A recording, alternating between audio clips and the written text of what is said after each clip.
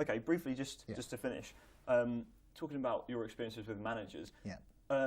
Once a manager is out of work, do you find it varies? Do they always want to get straight back into management, or often is it a question of they want to take the time off to kind of reassess and wait for the ideal job to come up? Yeah, I think it's dependent on the context of how you go out. If you go out where you feel it's unfair and psychologically harmed by it, you might need to take a bit more time, because that time is a good time to celebrate the sacking.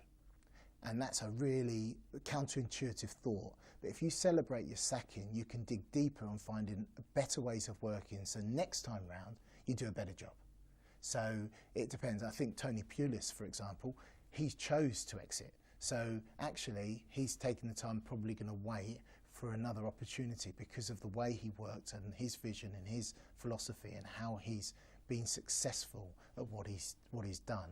His if you like, his credibility is so high that he's gonna he could probably walk into a job tomorrow. As soon as one becomes available, he's going to be up there as somebody who's going to get a chance.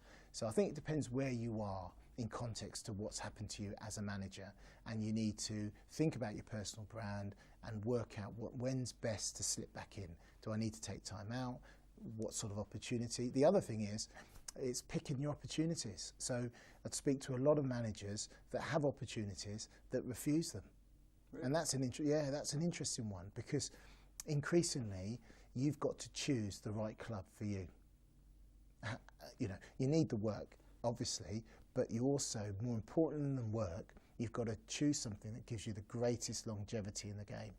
And I think that's a really interesting thought experiment when you take a manager through, well, what is the perfect club for you and why? And that's quite an interesting concept, because they can then start to think, right, what do I want out of my playing staff? Who do I want as my support staff? What sort of chairman do I want?